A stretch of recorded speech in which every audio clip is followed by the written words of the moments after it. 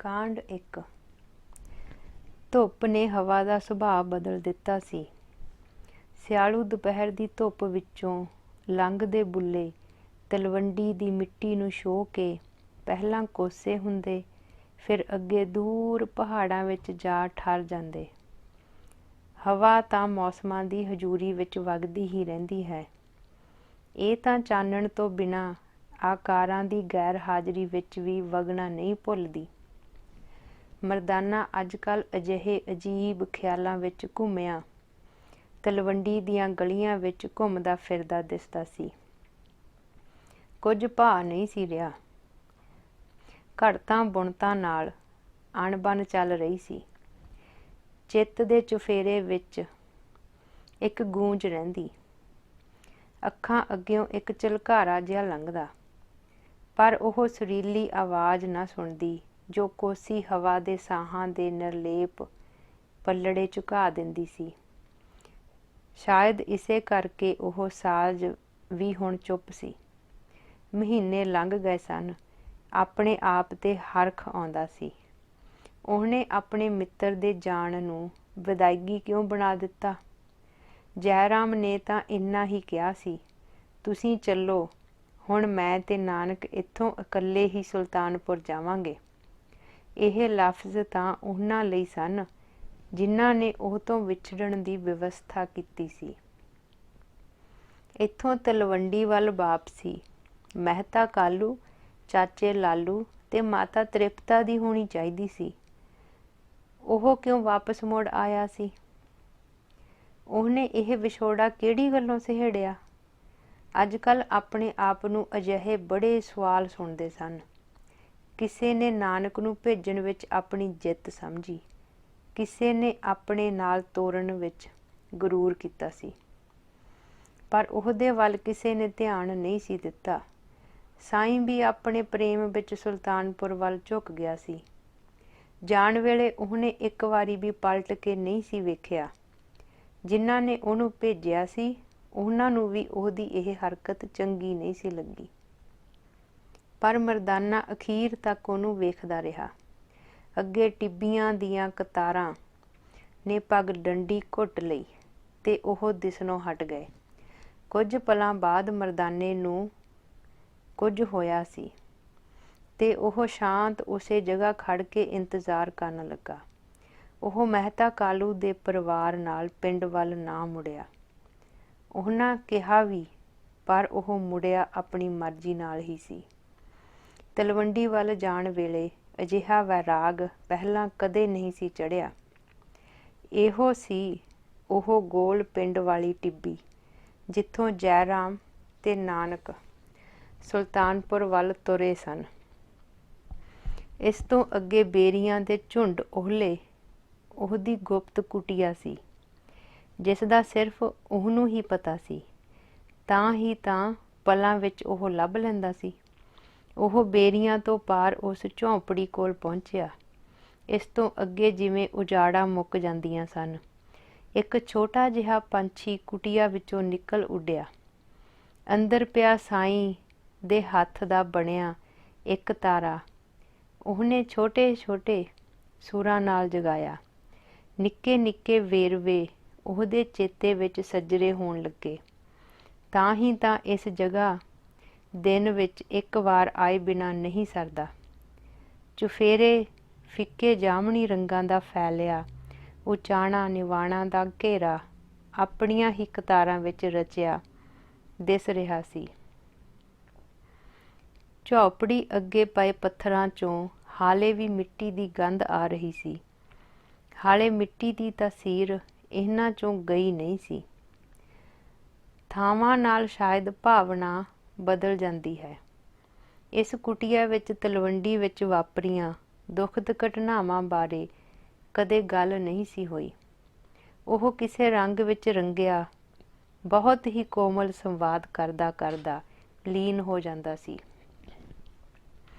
ਚਾਹੇ ਉਹ ਮੱਝਾਂ ਦੁਆਰਾ ਉਜਾੜੀ ਖੇਤੀ ਸੀ, ਚਾਹੇ ਸੱਚੇ ਸੌਦੇ ਦਾ ਰੌਲਾ ਸੀ, ਚਾਹੇ ਘਰ ਤੋਂ ਸਾਰਾ ਦਿਨ ਬਾਹਰ ਰਹਿਣ ਦਾ ਝਗੜਾ ਸੀ। ਇੱਥੇ ਅਜਿਹੀ ਕੋਈ ਵੀ ਗੱਲ ਪੁੱਛਣੀ ਬੇਵਕਤ ਜਾਪਦੀ ਸੀ।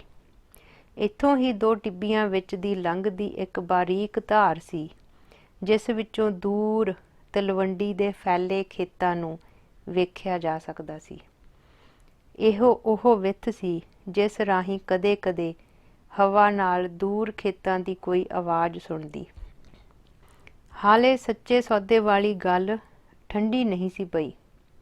ਇੱਕ ਦਿਨ ਸੰਤ ਰੇਣ ਲੱਭਦਾ ਪਿੰਡ ਆ ਪਹੁੰਚਿਆ ਸੀ। ਮੈਨੂੰ ਉਹ ਬਾਲਕ ਵਿਖਾਓ। ਵੱਡੇ ਤੜਕੇ ਨੂੰ ਉਹ ਦੋਵੇਂ ਜਦੋਂ ਇੱਥੇ ਪਹੁੰਚੇ ਤਾਂ ਨਾਨਕ ਝੌਪੜੀ ਅੰਦਰ ਹੀ ਬੈਠਾ ਸੀ। ਤੇਰੇ ਬੈਰਾਗ ਨੂੰ ਉਡੀਕਦਿਆਂ ਹਨੇਰਾ ਹੋ ਗਿਆ। ਬੈਰਾਗ ਦਾ ਵੀ ਚਾਨਣ ਹੁੰਦਾ, ਦੀਵਾ ਬਾਲ ਬੈਰਾਗੀਆ। ਸੰਤ ਰੇਣ ਉੱਤਰ ਸੁਣ ਹਨੇਰੇ ਵਿੱਚ ਹੀ ਖੜਾ ਰਿਹਾ। ਉਹ ਹੱਸਦਾ ਜਾਪ ਰਿਹਾ ਸੀ। ਸੰਤ ਰੇਣ ਨੇ ਵਿਛੜਨ ਨੂੰ ਜਸ਼ਨ ਬਣਾ ਲਿਆ ਸੀ, ਪਰ ਉਹਨੂੰ ਵਿਛੜ ਕੇ ਇਹ ਕੀ ਹੋ ਗਿਆ ਸੀ? ਉਦੋਂ ਅਜਿਹਾ ਕੀ ਵਾਪਰਿਆ ਸੀ ਜੋ ਵਿਛੜਨਾ ਨਹੀਂ ਸੀ ਬਣਿਆ? ਉਹ ਝੌਂਪੜੀ ਤੋਂ ਬਾਹਰ ਆਇਆ, ਸੰਤ ਰੇਣ ਦੇ ਵਾਪਸੀ ਵਾਲੇ ਰਾਹ ਨੂੰ ਨਿਹਾਰਿਆ, ਪਰ ਵੈਰਾਗ ਉਦਾਸ ਸੀ। ਸੰਤ ਰੇਣ ਵਾਂਗ ਜਸ਼ਨ ਦਾ ਕੋਈ ਚਸ਼ਮਾ ਨਹੀਂ ਫੁੱਟਿਆ। ਹੁਣ ਇੱਕ ਵਾਰ ਫਿਰ ਤਲਵੰਡੀ ਵੇਖਣਾ ਪੈਣਾ ਸੀ। ਉਸੇ ਗਲੀ ਵਿੱਚੋਂ ਦੀ ਲੰਘਣਾ ਪੈਣਾ ਸੀ ਜਿੱਥੇ ਸਾਈਂ ਦਾ ਘਰ ਸੀ। ਅੱਜ ਕੱਲ੍ਹ ਬੀਬੀ ਨਾਨਕੀ ਵੀ ਆਈ ਹੋਈ ਸੀ। ਜੈ ਰਾਮ ਨਾਨਕ ਨੂੰ ਲੈ ਗਿਆ ਸੀ। ਉਹ ਕੁਝ ਦਿਨ ਲਈ ਰੁਕ ਗਈ ਸੀ। ਬੀਬੀ ਨਾਨਕੀ ਦੇ ਮੂੰਹੋਂ ਉਹਦੇ ਬਾਰੇ ਸੁਣਨ ਲਈ ਪਹਿਲਾਂ ਆਪਣੇ ਆਪ ਨੂੰ ਤਿਆਰ ਕਰਨਾ ਪੈਣਾ ਸੀ। ਉਹਨੇ ਲੰਮੇ ਸਾਹ ਬਾਹਰ ਕੱਢੇ, ਜਿਨ੍ਹਾਂ ਵਿੱਚ ਵਿਛੋੜੇ ਦਾ ਭਾਰਾਪਣ ਸੀ। ਦੇਹ ਨੂੰ ਨਾਜ਼ੁਕ ਬਣਾਉਣ ਨੂੰ ਜੀ ਕੀਤਾ। ਹੁਣ ਉਹਦੇ ਚੁਫੇਰੇ ਖੇਤ ਸਨ। ਆਲੇ ਦੁਆਲੇ ਮਹਿਤਾ ਕਾਲੂ ਦੇ ਖੇਤਾਂ ਦੀਆਂ ਕਤਾਰਾਂ ਸਨ। ਇਹਨਾਂ ਖੇਤਾਂ ਦੀ ਮਿੱਟੀ 'ਤੇ ਫਿਰਦਿਆਂ ਉਹ ਅਨੇਕਾਂ ਵਾਰ ਦਿਸਿਆ ਸੀ। ਉਹ ਸਾਹਮਣੇ ਚਰਾਂਦਾਂ ਤੋਂ ਉਤਰਦੀਆਂ ਢਲਾਣਾਂ ਸਨ, ਜਿਨ੍ਹਾਂ ਤੋਂ ਉਤਰਦਾ ਉਹ ਅਕਸਰ ਦਿਸ ਪੈਂਦਾ ਸੀ।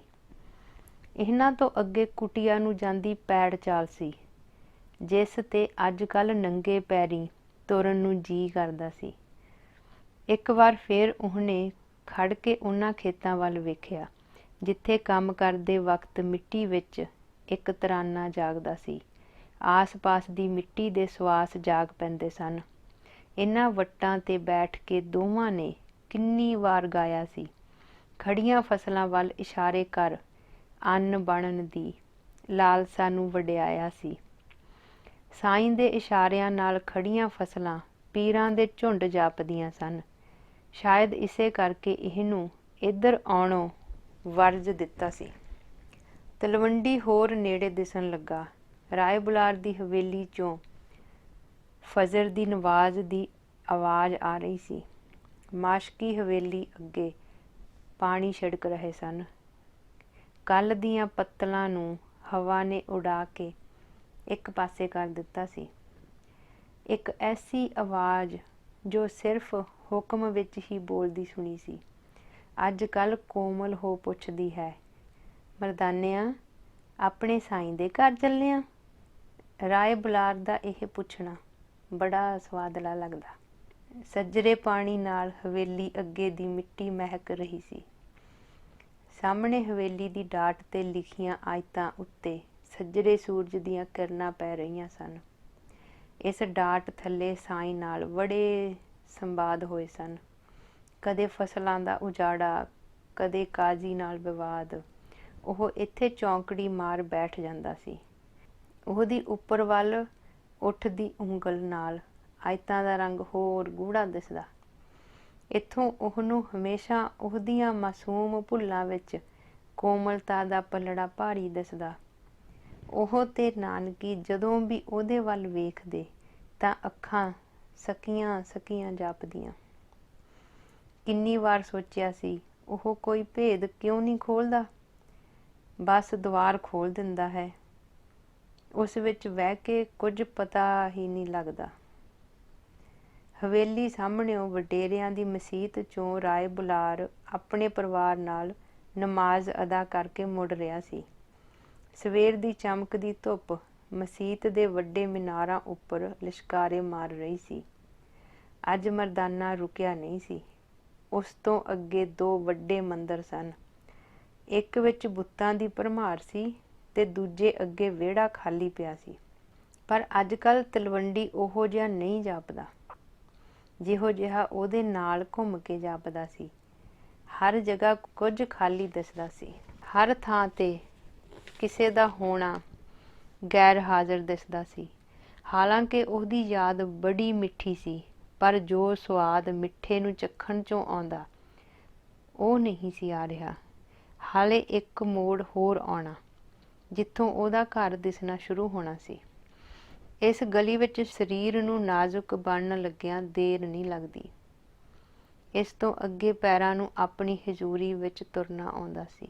ਇਸ ਗਲੀ ਵਿੱਚ ਸਾਈਂ ਨੇ ਹਰ ਖੰਡਨ ਨੂੰ ਸਵੀਕਾਰ ਦੀ ਤੋਰ ਵਿੱਚ ਮੁਕਤ ਕੀਤਾ ਸੀ। ਇੱਥੇ ਅੱਖਾਂ ਦੇ ਸਮੂਹਾਂ ਨੇ ਉਹਦੇ ਵੱਲ ਤਿਰਛੀਆਂ ਸਵਾਲੀਆਂ ਨਜ਼ਰਾਂ ਨਾਲ ਝਾਕਿਆ ਸੀ, ਪਰ ਇੱਕ ਮਸਤਾਨੀ ਚਾਲ ਹਵਾ ਵਾਂਗ ਇਸ ਰਾਹ 'ਤੇ ਤੁਰਦੀ ਰਹੀ ਸੀ। ਸਾਹਮਣੇ ਸਾਈਂ ਦਾ ਘਰ ਦਿਸਣ ਲੱਗ ਪਿਆ ਸੀ। ਦਰਵਾਜ਼ੇ ਸਾਹਮਣੇ ਦੌਲਤਾਂ ਮਾਸੀ ਖੜੀ ਸੀ। ਫਿਰ ਉਹੀ ਆਵਾਜ਼ ਜਿਸ ਵਿੱਚ ਉਹ ਮਾਤਾ ਤ੍ਰਿਪਤਾ ਨੂੰ ਤੇਰੇ ਕਹਿ ਕੇ ਬੁਲਾਉਂਦੀ ਸੀ, ਤੇਰੇ ਪੁੱਤ ਦਾ ਮਰਾਸੀ ਯਾਰ ਆਇਆ ਏ। ਇਸ ਦੌਲਤਾਂ 'ਤੇ ਕਦੇ ਕਦੇ ਤਰਸ ਆਉਂਦਾ। ਕਿੰਨੀ ਵਾਰ ਸਾਈਂ ਨੂੰ ਲੱਭ ਕੇ ਲਿਆਈ ਸੀ। ਫਿਕਰ ਵਿੱਚ ਭੱਜੀ ਵੀ ਫਿਰੀ, ਘਰ ਘਰ ਆਵਾਜ਼ ਮਾਰਦੀ ਲੰਘੀ, ਫਿਰ ਵੀ ਉਸ ਲੱਭੇ 'ਚੋਂ ਕੁਝ ਹੋਰ ਨਾ ਵੇਖ ਸਕੀ। ਉਹ ਬਾਹੋਂ ਫੜੀ ਅੱਗੇ ਚੱਲਦੀ, ਪਿਆਰ ਨਾਲ ਸਮਝਾਉਂਦੀ। ਅਨੇਕਾਂ ਵਾਰ ਇਸ ਗਲੀ 'ਚੋਂ ਲੰਘੀ ਸੀ, ਪਰ ਕਿਸ ਦੀ ਬਾਂਹ ਫੜੀਏ ਉਹ ਉਸ ਛੋਹ ਨੂੰ ਛੂਹ ਨਾ ਸਕੀ। ਮਰਦਾਨਾ ਦੌਲਤਾਂ ਕੋਲੋਂ ਮੁਸਕਰਾਉਂਦਾ ਲੰਘ ਗਿਆ। ਅੰਦਰ ਜਾ ਕੇ ਵੀ ਉਹ ਚੁੱਪ ਹੀ ਰਿਹਾ। ਕੁਝ ਬੋਲਣ ਲਈ ਹੈ ਹੀ ਨਹੀਂ ਸੀ। ਨਾ ਉਹ ਚਿਹਰਾ ਸੀ, ਨਾ ਉਹ ਆਵਾਜ਼ ਜਿਸ ਅੱਗੇ ਫੁਰਨੇ ਫੁਰਦੇ ਸਨ। ਉਹਨੇ ਦਲਾਨ ਪਾਰ ਕਰਦਿਆਂ ਮਾਤਾ ਦੀ ਆਵਾਜ਼ ਸੁਣੀ, ਵੇ ਮਰਦਾਨਿਆਂ, ਅੱਜ ਸਵੇਰੇ ਹੀ ਕਿਵੇਂ ਆਉਣਾ ਹੋਇਆ? ਉਹ ਪੱਕਾ ਫਰਸ਼ ਪਾਰ ਕਰਕੇ ਵਿਹੜੇ ਦੀ ਉਸ ਕੱਚੀ ਮਿੱਟੀ ਕੋਲ ਜਾਣਾ ਚਾਹੁੰਦਾ ਸੀ ਜਿੱਥੇ ਬਚਪਨ ਵਿੱਚ ਸਾਈਂ ਦੇ ਖੇਡਣ ਦਾ ਘੇਰਾ ਸੀ। ਬੀਬੀ ਨਾਨਕੀ ਅਜੇ ਦਿਸੀ ਨਹੀਂ ਸੀ। ਅੱਜ ਬੋਲਿਆ ਨਹੀਂ ਤੂੰ? ਅੰਮੀ, ਤੈਤੋਂ ਇੱਕ ਗੱਲ ਪੁੱਛਣੀ ਸੀ। ਤੂੰ ਤਾਂ ਪੁੱਛਾਂ ਦੱਸਣ ਵਾਲੇ ਤੋਂ ਪੁੱਛਦਾ ਹੀ ਰਹਿੰਦਾ ਸੀ। ਹਾਲੇ ਥੱਕਿਆ ਨਹੀਂ? ਤ੍ਰਿਪਤਾ ਦਾ ਉਦਾਸ ਚਿਹਰਾ ਹਲਕੀ ਜਿਹੀ ਕੁੜੱਤਣ ਵਿੱਚ ਆ ਗਿਆ ਸੀ। ਮਰਦਾਨੇ ਦੀ ਚੁੱਪ ਵਿੱਚ ਉਹ ਵੀ ਆਪਣੇ ਕੰਮ ਲੱਗ ਗਈ। ਵਿਹੜੇ ਵਿੱਚ ਤਾਂ ਸਭ ਕੁਝ ਉਵੇਂ ਹੀ ਸੀ, ਪਰ ਉਹ ਨਹੀਂ ਸੀ। ਉਹਦੀ ਸਿਆਹੀ ਵਾਲੀ ਦੁਆਤ ਨਾਲ ਕਲਮ ਕੋਲ ਕੁਝ ਪੱਤਰੇ ਪਏ ਸਨ। ਕੰਧ ਉੱਤੇ ਸਿਆਹੀ ਦੇ ਛਿੱਟੇ ਦਿਸ ਰਹੇ ਸਨ। ਉਹਦਾ ਇਸ ਘਰ ਵਿੱਚ ਇਸ ਤਰ੍ਹਾਂ ਆਉਣਾ ਤੇ ਚਲੇ ਜਾਣਾ ਭਾਵੇਂ ਇੱਕ ਸੁਭਾਵਿਕ ਜਿਹੀ ਗੱਲ ਸੀ, ਪਰ ਅੱਜ ਉਹਨੂੰ ਆਪਣੇ ਲਈ ਅਜਿਹਾ ਨਹੀਂ ਸੀ ਲੱਗ ਰਿਹਾ। ਉਹਨੂੰ ਪਤਾ ਹੀ ਨਹੀਂ ਲੱਗਾ ਕਦੋਂ ਉਹ ਬੋਲਣ ਲੱਗਾ ਤੇ ਕਦੋਂ ਆਪਣਾ ਪੁੱਛਣਾ ਖਤਮ ਕਰ ਦਿੱਤਾ। ਜਦ ਸਾਈਂ ਪਹਿਲੀ ਵਾਰ ਤੁਰਿਆ ਕਿਹੋ ਜਿਹਾ ਲੱਗਿਆ ਸੀ? ਬਸ ਅਸੀਂ ਤਾਂ ਵਿਹੜੇ ਵਿੱਚ ਤੁਰਦਾ ਹੀ ਵੇਖਿਆ। ਚੀਜ਼ਾਂ ਨੂੰ ਛੂਹੀ ਜਾਵੇ, ਛੱਡੀ ਜਾਵੇ, ਹੱਸੀ ਜਾਵੇ, ਮੁੜ ਕੇ ਗੋਡਿਆਂ ਭਾਰ ਨਹੀਂ ਵੇਖਿਆ। ਬੀਬੀ ਨਾਨਕੀ ਨੇ ਕਦੋਂ ਅੰਦਰੋਂ ਆ ਕੇ ਉੱਤਰ ਦੇਣਾ ਸ਼ੁਰੂ ਕੀਤਾ ਸੀ, ਪਤਾ ਹੀ ਨਹੀਂ ਲੱਗਿਆ। ਉਹ ਕੱਚੀ ਜਗ੍ਹਾ ਵੱਲ ਇਸ਼ਾਰੇ ਕਰਦੀ ਦੱਸ ਰਹੀ ਸੀ, ਨਾ ਤੂੰ ਕਿਉਂ ਅੱਖਾਂ ਗਿੱਲੀਆਂ ਕਰੀ ਖੜਾ? ਅੰਦਰੋਂ ਆਉਂਦੀ ਤ੍ਰਿਪਤਾ ਨੇ ਉਹਦੇ ਮੋਢੇ ਤੇ ਹੱਥ ਰੱਖਿਆ। ਇੰਨਾ ਤਾਂ ਉਹ ਮਾਂ ਨਾਲ ਨਹੀਂ ਰਿਹਾ ਜਿੰਨਾ ਤੇਰੇ ਨਾਲ। ਬਸ ਅੰਮੀ, ਜੀ ਨਹੀਂ ਭਰਿਆ ਹਾਲੇ। ਫਿਰ ਉਹਦੀਆਂ ਨਾਨਕੀ ਨਾਲ ਨਜ਼ਰਾਂ ਮਿਲੀਆਂ। ਜੇ ਭੈਣ ਤੋਂ ਵੀ ਕੋਈ ਵੱਡਾ ਰਿਸ਼ਤਾ ਹੁੰਦਾ ਉਹ ਉਹਦੇ ਨਾਲ ਸੰਬੋਧਨ ਕਰਦਾ, ਪਰ ਉਸੇ ਵੇਲੇ ਤ੍ਰਿਪਤਾ ਦਾ ਚਿਹਰਾ ਉਹਦੇ ਵੱਲ ਝਾਕਿਆ। ਉਹ ਤਾਂ ਮਾਂ ਨੂੰ ਛੱਡ ਗਿਆ, ਭੈਣ ਨੂੰ ਵੀ ਛੱਡ ਗਿਆ, ਬੱਚਿਆਂ ਨੂੰ ਵੀ, ਪਰ ਅੰਮੀ ਮੇਰੇ ਕੋਲ ਤਾਂ ਹੈ ਹੀ ਕੁਝ ਨਹੀਂ ਜੋ ਉਹ ਛੱਡ ਜਾਂਦਾ।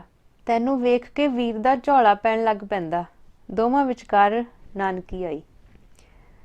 ਤੂੰ ਅੱਜ ਖਾਲੀ ਹੱਥ ਆਇਆ? ਨਾਨਕੀ ਦਾ ਦੂਜਾ ਸਵਾਲ ਸੀ। ਹਾਂ ਭੈਣ, ਸ਼ਾਇਦ ਇਸੇ ਲਈ ਆਪਣਾ ਆਪ ਨਹੀਂ ਝੱਲਦਾ। ਉਹ ਚੁੱਪਚਾਪ ਘਰੋਂ ਵਾਪਸ ਤੁਰ ਪਿਆ। ਜਾਪਿਆ ਸੀ ਬੀਬੀ ਪਿੱਛੋਂ ਆਵਾਜ਼ ਮਾਰੇਗੀ, ਖਾਲੀ ਹੱਥ ਨਾ ਆਇਆ ਕਰ। ਸਾਜ ਨਾਲ ਤੂੰ ਵੀਰ ਦੇ ਹੋਰ ਨੇੜੇ ਜਾਪਦਾ। ਪਿੱਛੇ ਮੁੜ ਕੇ ਵੇਖਿਆ, ਨਾਨਕੀ ਸੱਚਮੁੱਚ ਦੇਹਲੀ ਉੱਤੇ ਖੜੀ ਸੀ। ਜੋ ਕੁਝ ਬੀਬੀ ਨੇ ਕਿਹਾ ਸੀ ਉਹਦੇ ਵਿੱਚ ਹੋਰ ਕੁਝ ਵੀ ਨਹੀਂ ਸੀ ਜੋੜਿਆ ਜਾ ਸਕਦਾ। ਹਵਾ ਥੋੜੀ ਹੋਰ ਤੇਜ਼ ਹੋ ਗਈ ਸੀ, ਸ਼ਾਇਦ ਕਿਸੇ ਦੀ ਹਜ਼ੂਰੀ ਦੇ ਸੁਨੇਹੇ ਲੈ ਕੇ ਜਾਣੇ ਹੋਣ। ਉਹਨੇ ਦੋਵੇਂ ਹੱਥ ਜੋੜ ਕੇ ਅਲੱਗ-ਅਲੱਗ ਕੀਤੇ। ਕੁਝ ਛੂ ਰਿਹਾ ਸੀ, ਕੁਝ ਵਗ ਰਿਹਾ ਸੀ, ਪਰ ਦਿਸ ਨਹੀਂ ਸੀ ਰਿਹਾ। ਬੁੱਲ੍ਹਾਂ ਤੇ ਥੋੜੀ ਜਿਹੀ ਮੁਸਕਾਨ ਆਈ। ਜੋ ਉਹ ਪੁੱਛ ਕੇ ਆਇਆ ਸੀ, ਇਹ ਗੱਲ ਇਸ ਤਰ੍ਹਾਂ ਕਹਿਣ ਲਈ ਤਾਂ ਸੋਚਿਆ ਵੀ ਨਹੀਂ ਸੀ, ਪਰ ਨਜ਼ਰਾਂ ਦੀ ਹਲੀਮੀ ਵਿੱਚ ਇਸ ਤਰ੍ਹਾਂ ਇਹ ਗਲੀ ਉਹਦੇ ਨਾਲ ਸਹਿਮਤ ਜਾਪੀ ਸੀ। ਉਹਦਾ ਅੰਦਰ ਥੋੜਾ ਸਰੂਰਿਆ ਗਿਆ ਸੀ।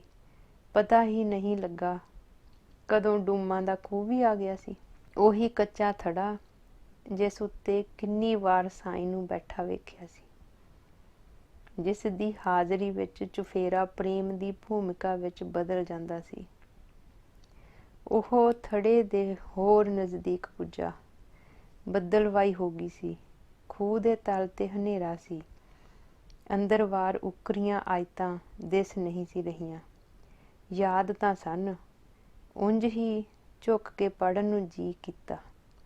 ਇਸੇ ਬਹਾਨੇ ਕਿਸੇ ਦੀ ਯਾਦ ਵਿੱਚ ਸਿਜਦਾ ਵੀ ਹੋ ਜਾਣਾ ਸੀ। ਇਸੇ ਬਹਾਨੇ ਕਿਸੇ ਦੀ ਯਾਦ ਵਿੱਚ ਸਿਜਦਾ ਵੀ ਹੋ ਜਾਣਾ ਸੀ। ਇੱਥੇ ਕਾਂਡ 1 ਦੀ ਸਮਾਪਤੀ ਹੈ। ਇਸ ਰਚਨਾ ਨੂੰ ਤੁਸੀਂ ਪੜ੍ਹ ਨਹੀਂ ਸਕਦੇ, ਫੀਲ ਕਰ ਸਕਦੇ ਆ। ਐਂਡ ਇਹ ਬਹੁਤ ਔਖਾ ਆ ਸਾਈਂ ਦੇ ਪਿਆਰ ਨੂੰ ਬੋਲ ਕੇ ਰਿਕਾਰਡ ਕਰਨਾ। ਤੁਹਾਡੇ ਲਫ਼ਜ਼ ਤੇ ਤੁਹਾਡੀ ਜ਼ੁਬਾਨ ਤੁਹਾਡਾ ਸਾਥ ਨਹੀਂ ਦਿੰਦੇ। ਪਤਾ ਨਹੀਂ ਲੱਗਦਾ ਕਦੋਂ ਬਰਾਗ ਦੇ ਹੰਝੂ ਤੁਰ ਪੈਂਦੇ ਨੇ। ਸੋ ਹੋਈਆਂ ਗਲਤੀਆਂ ਦੀ ਮਾफ़ੀ। ਮਿਲਦੇ ਹਾਂ ਨੈਕਸਟ ਕਾਂਡ ਦੇ ਨਾਲ। ਰੱਬ ਰਾਖਾ।